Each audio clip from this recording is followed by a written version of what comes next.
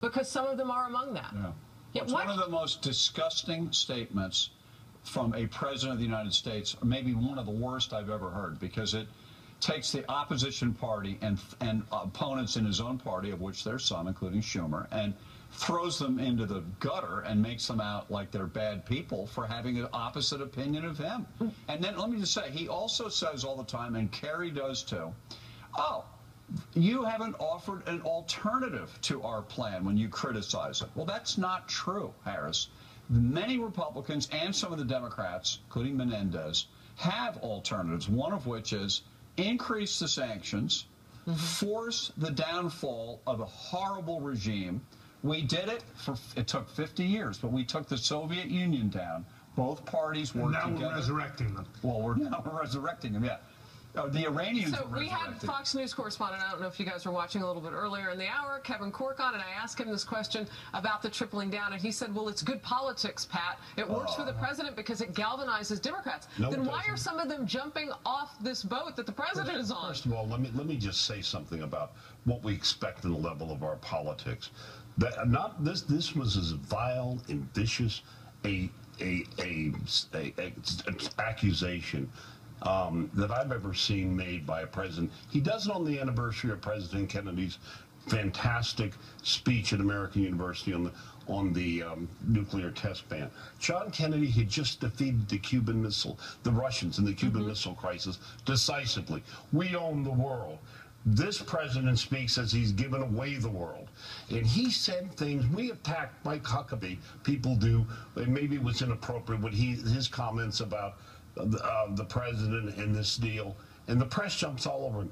The press, he attacked not just the Republican Party and accused them of being... You're talking about Obama. Obama being, exactly. Obama, that they were as bad as the people shouting death to America. Then he said the warmongers. He talked about reference war, including, by the way, people who voted for the Iraq War, including Joe Biden, his vice president, Hillary Clinton, John Kerry.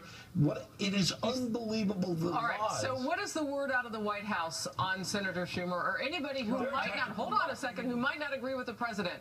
Watch Josh Earnest late last week reacting, press secretary for the White House. Watch.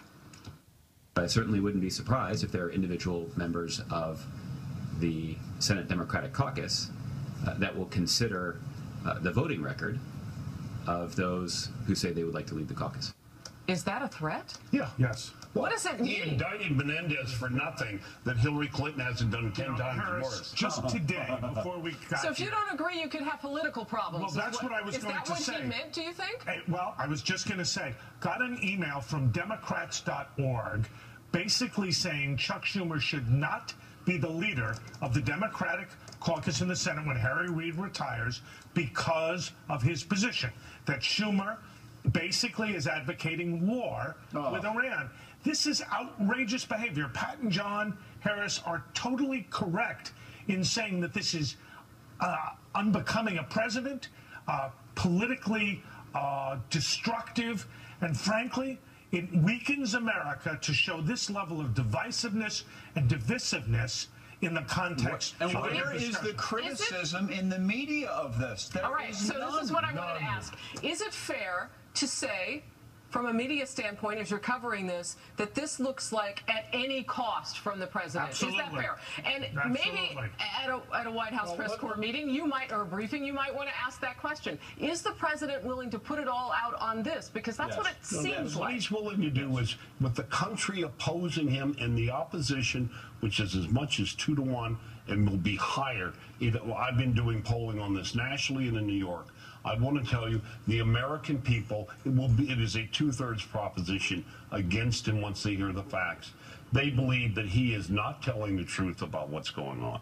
We have already seen the Iranians this week breaking the deal. We had Soleimani, the man who killed 300, 500 Americans. The man is an international global terrorist in Russia, meeting with Vladimir Putin. Sanctions on him and goes right to Moscow before the ink dries. We had the What did the situation. administration say about it, Pat? They were investigating. Nothing. They were looking into it. Nothing. They were. The same thing happened this week. The scientists, the IAEA said they were supposed to interview. They said no. And meanwhile, the Chinese and Russians are planning to sell them nuclear reactors. This deal, the American people know, is not in their interest because they don't believe it. And when he says, children, we'll have a war. Let me ask you this. This ought to be the counter argument. 10 years when Iran has not only nuclear weapons, but ballistic missiles to deliver them, and also a massive armed army and conventional forces from our money. Get to your question. What the question is, are we better off taking one now or then? We got to take them on now. We've got to say no to the deal.